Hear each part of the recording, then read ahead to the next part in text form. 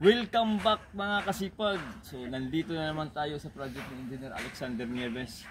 So ngayon, maituturo ko sa inyo kung paano magkabit ng forma sa poste nito. So may proseso yung pagkabit nito.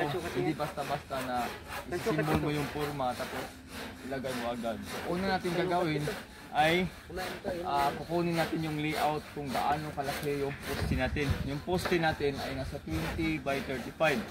So kung hindi nyo nakapansin, may nylon tayo dito, naka-layout na ito sa laki niya.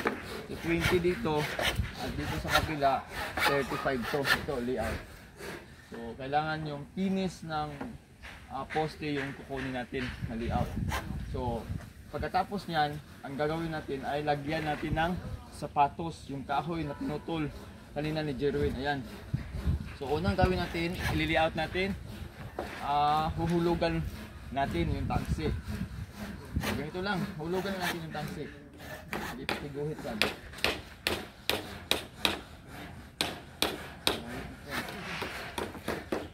Bravo. Diba?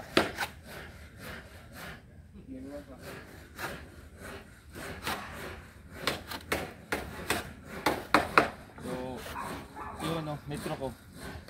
So ito. So hindi pala ito nakalayout.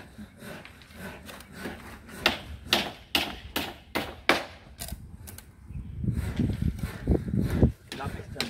Lapis siya. So sukatan natin ito. Ito actually hindi ito nakalayout tayo isa. So lilayoutan natin pala ito. So ito yung sentro pala. Tama no? Ito yung sentro natin. Ito yung sentro natin. So ito, hold natin yung G's. Ayan. So ito yung sentro. So lilipat natin. Kita ko ano. Ayan.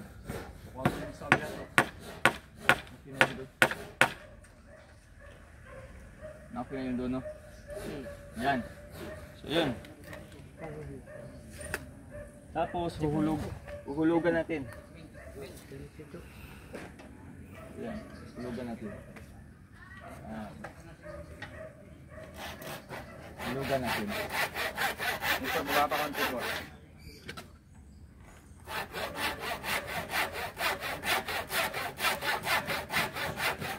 Ayan.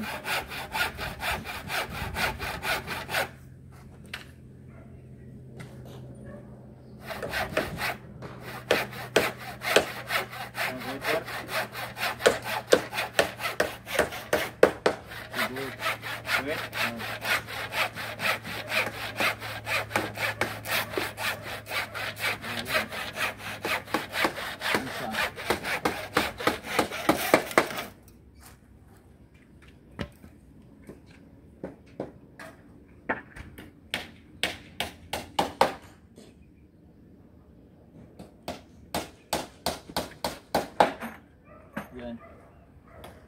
Report. Report, okay. Yan. So ito. Nakuha ko na? Teka lang, yung isa. Unahin muna natin yung isa. Para hindi tayo mahirapan. Ito. Yan. Yan nga nakali-out na. Kasi ito.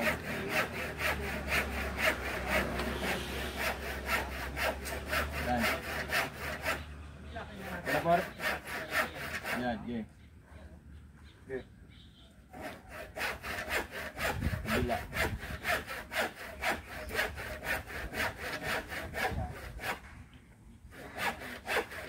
Baba po.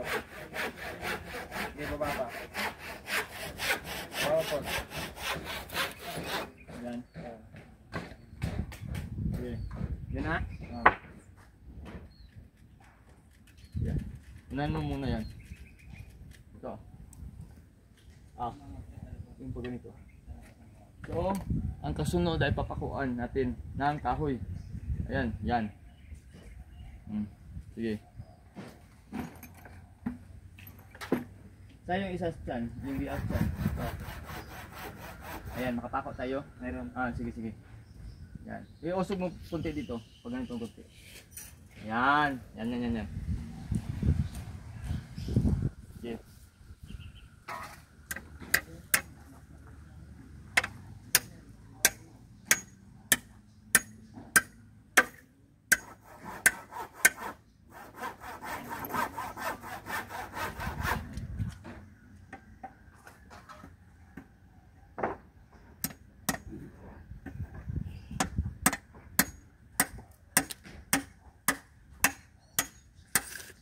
Kaya kunin mo doon yung skwala doon.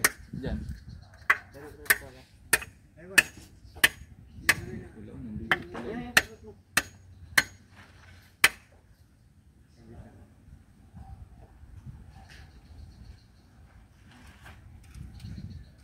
Sinasyan? Ito dyan ay.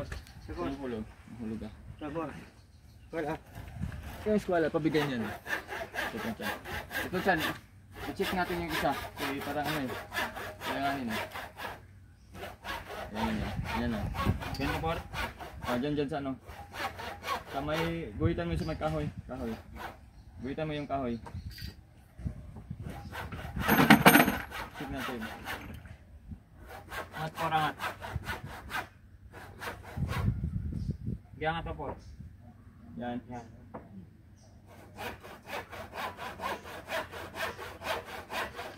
Ayan. So, ilipat to. Hindi, mali na. Okay na? Oh, yun. Ayan o. Ayan yun. Ito.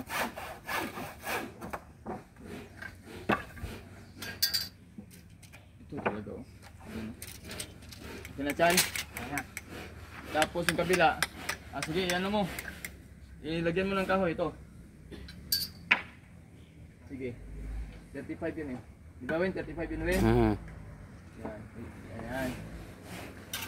Yan. Pakuan mo yan dyan, Chan. Ini atas sih. Idiretso mo.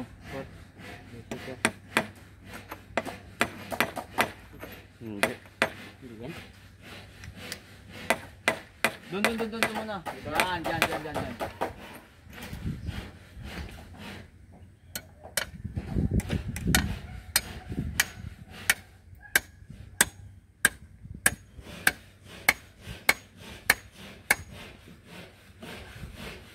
Bada. Yung isa.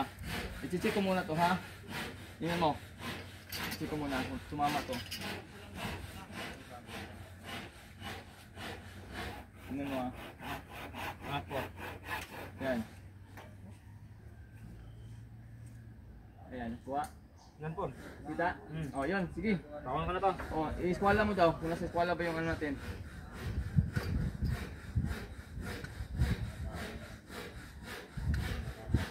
Hindi, piraso. Hindi lang. Oh, yan. Sige. Yan, skwala yan.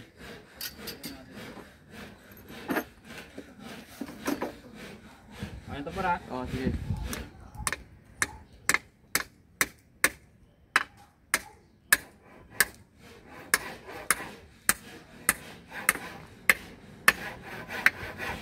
Yan, ito. Sukatan mo dun. Sukatan mo ng 20. Hindi meron namin.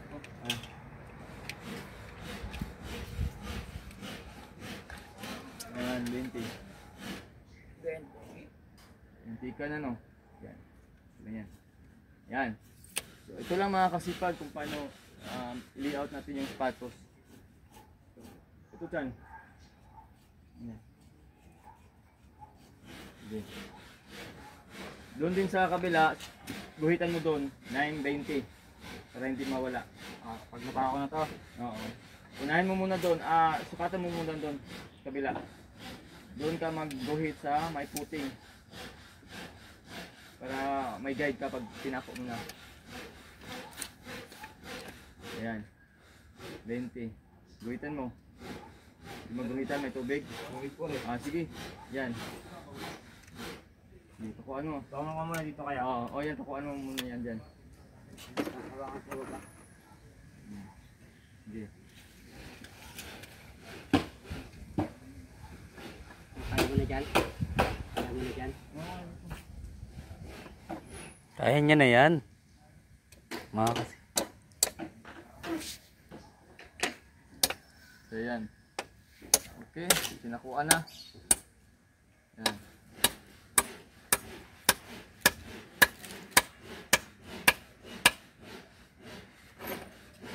Ano nangyari dyan? Okay. Ito dyan. Ito dyan. Yan, yan. Pakuhaan mo muna yan dyan. Yan. Yan, dyan. Pakuhaan mo dito banda. Ha?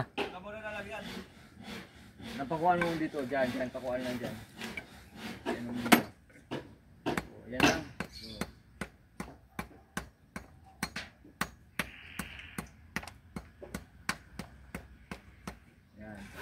dito mo unang takuin.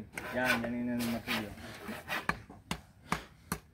So, ganyan lang mga kasipag sa pag-layout ng footing. Yan, pinaka-safe yan. Kailangan yung layout natin na nylon nasa tama talaga ang sukat. Huwag talaga paano-ano kay magkamali ka dito sa layout. Shakoy talaga tawag nito. Ayun oh.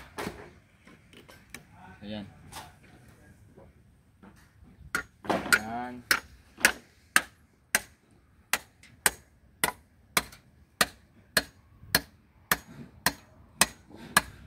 So, ayan mga kasipag, pinako na. So, ayan, meron na tayong runner. Sapatos. So, ganyan lang pag layout.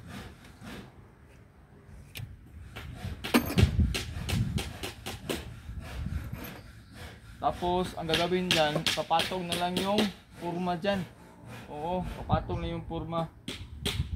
So, ipapako na lang siya. Kung bali, kung magpupurma ka nito, kailangan yung dalawang pisngi naka-eskwala muna siya. Naka-eskwala. Unahin at yung naka-eskwala ipako bago yung kabilang mukha, yung sa eskwala din. Para ma-fix siya at safe kayo. Hindi kayo sa poste. So, ayan lang. So, kung meron kayong natutunan mga kasipag, so, please, mag-subscribe sa YouTube channel. I-click na yung notification bell. And then, salamat sa panonood kung meron kayong natutunan. God bless. Yun lang.